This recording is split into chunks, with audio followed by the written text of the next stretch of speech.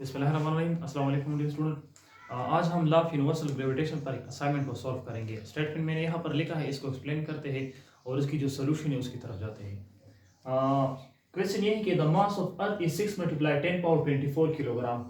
हमारे पास अर्थ का जो मास है वो है 6 × 10 power 24 kg and that of the moon is 7.4 × 10 power 22 kg। Moon का जो मास है उसकी वैल्यू आपके पास ये है। If the distance between Earth and Moon is 3.84 × 10⁵ kilometre, अगर मून और अर्थ के दरमियान डिस्टेंस जो है वो इस वैल्यू के बराबर है, then calculate the force exerted by earth on the moon. Earth जो है मून पर जो फोर्स एक्सर्ट कर रहे हैं उसको आप कैलकुलेट करें। तो हम गिवन डेटा इस तरह लिख देंगे।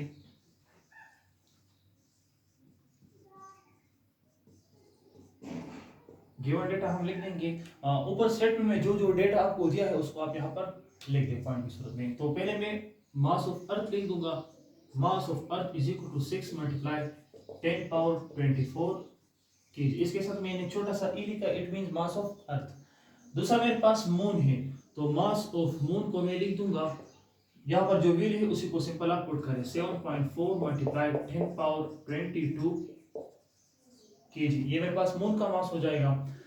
डिस्टेंस है इन दोनों के दरमियान, r is equal to 3.84 × 10 power 5 kilometre. यहाँ पर ये पॉइंट बहुत जरूरी है। देखो, अगर आपके पास सिंपल कोई भी नंबर है लाइक दिस, ये जिस तरह मास ऑफ मून है, मास ऑफ अर्थ है, यानी प्रीफिक्सेस में इन्वॉल्व ना हो तो हम बस उसको डायरेक्ट लिख देते हैं।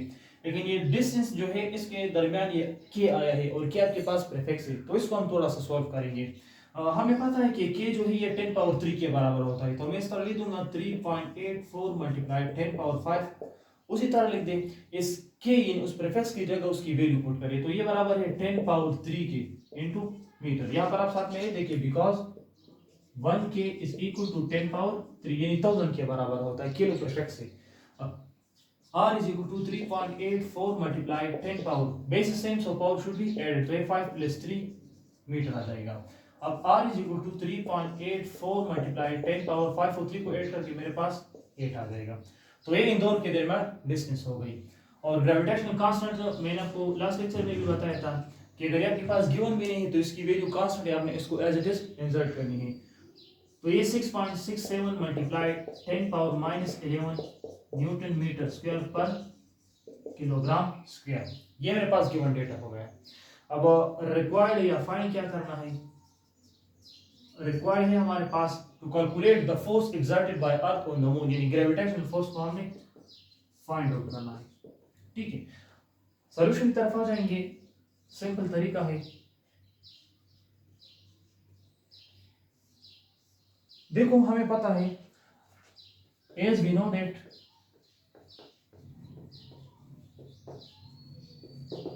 अगर आपके पास कोई भी दो बोर्ड है और इन दोनों का मास भी आपको गिवन है, यानी मासेस आपको पता है, और इन दोनों बोर्ड के दरमियान जो डिस्टेंस है वो भी हमें नोन है, यानी हमें गिवन है, तो हम इन दोनों बोर्ड्स के दरमियान लॉ ऑफ यूनिवर्सल ग्रेविटेशन के जरिए से फोर्स को कैलकुलेट इजीली कर सकते हैं। तो मैं लॉ ऑफ यूनिवर्सल ग्रेविटेशन को इस्तेमाल करूंगा। हमें पता है कि उसका फार्मूला है gravitational force is equal to G, mass of earth mass of moon divide by distance का square. Give this equation number 1। ये मेरे पास लॉ ऑफ यूनिवर्सल ग्रेविटेशन है, इसमें मैं सिर्फ वैल्यूज को पुट कर दूंगा। So put values in equation number 1, यानी ये जो ऊपर इक्वेशन है, फार्मूला है आपके पास, इसमें आप सिंपल वैल्यूज को पुट करें। तो हम इस तरह करेंगे, ग्रेविटेशनल फोर्स बराबर हो जाएगा, मैं एक लाइन ड्रा कर दूंगा, जी की जो वैल्यू है वो यहाँ से उठाए और उधर पुट करें, तो ये बराबर है 6.67 × 10 पावर -11 जी। मास ऑफ अर्थ आपके पास है, यहाँ से वैल्यू उठा दे, 6 × 10 पावर 24 किलोग्राम की ये बराबर है, और मास ऑफ मून जो है वो बराबर है, यहाँ पर दिया है 7.4 × 10 पावर 22, 7.4 × 10 पावर 22 किलोग्राम। यानी जो वैल्यू है आपके पास उसको सिर्फ सिंपल इस फार्मूले में पुट करें। डिस्टेंस दिया है, अब डिस्टेंस की जगह आप ये वाली वैल्यू पुट करेंगे, ये वाली नहीं, क्योंकि आपने आपको सॉल्व किया है। ठीक है, तो ये 3.84 × 10 पावर 8 ऊपर स्क्वायर है तो मैंने स्क्वायर भी डाल दिया। ये मेरे पास इक्वेशन आ गया। अब देखो कल भी मैंने तरीका सिखाया लास्ट लेक्चर में कि देखो जब भी आपके पास इस तरह फॉर्म है तो आप ये जो 10-10 वाला पोर्शन है उसको आप एक साइड पर लेके और ये जो मल्टीप्लिकेटिव पार्ट होती है उसको आप एक साइड पर लेके, तो मैं वही रूल अप्लाई करता हूँ, gravitation force is equal to, देख लो ये 6.67 लिख दें मल्टीप्लाई बाय इसके साथ ये जो 6 है ये लिख दें मल्टीप्लाई बाय इसके साथ है 7.4, ये तमाम एक साइड पर लिख दें। ये जो 10 वाला पोर्शन है इसको आप एक साइड पर लिख दें मल्टीप्लाई बाय ये वाला है 10 पावर माइनस 11, तो मैंने 10 पावर माइनस 11 लिख दिया, मल्टीप्लाई बाय ये है 10 पावर 24, तो मैंने 10 पावर 24 लिख दिया, और मल्टीप्लाई बाय 10 पावर 22, तो ये मैंने लिख दिया। दोनों का मतलब सेम है, अगर आप इस ऑर्डर से लेके उस ऑर्डर से लिखते कोई फर्क नहीं पड़ेगा, लेकिन हम कोशिश करेंगे कि आसान की तरफ चले जाइए। ये जो कैलकुलेशन ये आसान होता है, डिवाइड बाय 3.84 मल्टीप्लाई 10 पावर 8 का होल स्क्वायर, ये स्क्वायर जो है ये इस 3.84 पर भी है और ये 10 पावर 8 पर भी है, तो आप इसका अकेले लेंगे और इसका अकेले लेंगे। जब मैं 3.84 को 3.84 के साथ मल्टीप्लाई करूं तो मेरे पास आंसर का आता है 14.74 मल्टीप्लाई 10 पावर 8 टू 16, क्योंकि पावर जो है आपस में मल्टीप्लाई होते हैं, तो 8 को 2 से मल्टीप्लाई करके आपके पास 16 आता है। अब नेक्स्ट स्टेप में हम ये कर लेंगे gravitation force is equal to ये जो नंबर है 6.67, ये 6 और ये 7.4, इन तीनों नंबर को आप कैलकुलेटर से सिंपल मल्टीप्लाई करें। तो जब मैं इन तीनों को मल्टीप्लाई करूं तो मेरे पास आता है 296.148, मेरे पास ये आ जाएगा। इन तीनों को मैंने सिंपल मल्टीप्लाई किया है, मल्टीप्लाई बाय देखो वही base same power should be added, वही रूल अप्लाई करें, यहाँ पर भी 10 है, यहाँ पर भी 10 है और यहाँ पर भी 10 है, तो 10 को आप एक मरतबा लिखिए और इसकी जो पावर्स है उसको आपस में ऐड करिए, तो -11 + 24 + 22, ये मेरे पास आ जाएगा डिवाइड बाय ये डिनोमिनेटर वाला जो पार्ट है उसको आप एज इट इज लिख दीजिए 14.74 मल्टीप्लाई 10 पावर 16, क्लियर हो गया।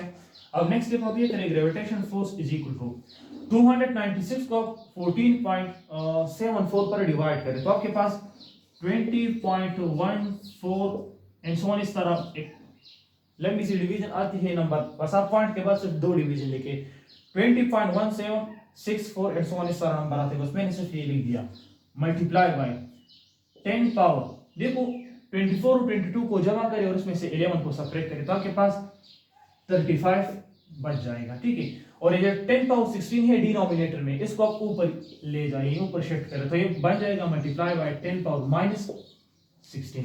मैं दोबारा पॉइंट रिपीट करता हूँ, 296.148 को डिवाइड करें 14.74 पर आपके पास 20.1762 इस तरह एक वैल्यू आ जाएगी, तो मैंने नोट किया।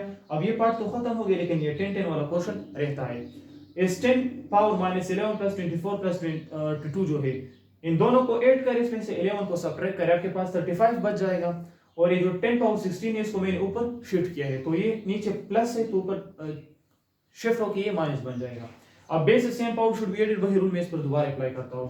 सो ग्रेविटेशनल फोर्स बराबर हो जाएगा 20.176 मल्टीप्लाई 10 पावर 35 -16 हो जाएगा। Gravitational force is equal to 20.176 multiply 10 power, जब आप 35 से 16 को सब्ट्रैक्ट करें तो आपके पास सिर्फ और सिर्फ 19 बच जाएगा। ये फोर्स है तो फोर्स का यूनिट क्या होता है? न्यूटन। अगर यहां तक आप लिख दे तो भी आंसर करेक्ट है, यही आंसर होगा। अगर आप इस पॉइंट को खत्म करना चाहते हैं तो आप इस तरह करें, इसको एक मरतबा इधर शिफ्ट करें, वन टाइम इसको लेफ्ट साइड की तरफ शिफ्ट करें। सो ग्रेविटेशन फोर्स बराबर हो जाएगा, ये 2.0 बन जाएगा मल्टीप्लाई बाय 10 पावर 19 पहले से ही मल्टीप्लाई बाय एक मतलब मैंने शिफ्ट किया तो 10 पावर 1 हो जाएगा। अगर मैं इस तरह करूं gravitation force is equal to 2 multiply 10 power, मैं इधर डायरेक्ट करवा देता हूं, बेसिस सेम है तो पावर को हम ऐड करते हैं तो 19 + 1 से क्या बन जाएगा? 20 Newton. So this is your answer, ठीक है। अर्थ मून पर जो फोर्स एक्सर्ट करती है इस केस में तो वो आपके पास बराबर है 2 मल्टीप्लाई 10 पावर 20 न्यूटन। डायग्राम हम इस तरह बनाएंगे, देखो डायग्राम इसका इस तरह जाएगा आपके पास कि देखो आपके पास है एक आपके पास अर्थ है, उसका मास है me, this is mass of अर्थ, और दूसरा आपके पास है मून, इसका मास है m mean mass of moon. इसके सेंटर से लेकर इसके सेंटर तक जो डिस्टेंस है, मैं सेंटर टू सेंटर डिस्टेंस लेता हूं और उसको मैं r का नाम देता हूं। कहते कि अर्थ जो है मून पर जो फोर्स एग्जर्ट करे उसको आप मालूम करें। तो हमने सिंपल कैलकुलेशन की, जो डेटा था हमारे पास वो हमने गिवन के फॉर्म में लिख दिया, थोड़ा सा उसको सॉल्व किया। रिक्वायर्ड है ग्रेविटेशन फोर्स, सोल्यूशन करके इस तरह पुटिंग करके हमारे पास ये फोर्स आ गए जिसको हमने कैलकुलेट किया, बराबर है 2 × 10⁻20 Newton. So this is your answer. ठीक है, थैंक यू सो मच।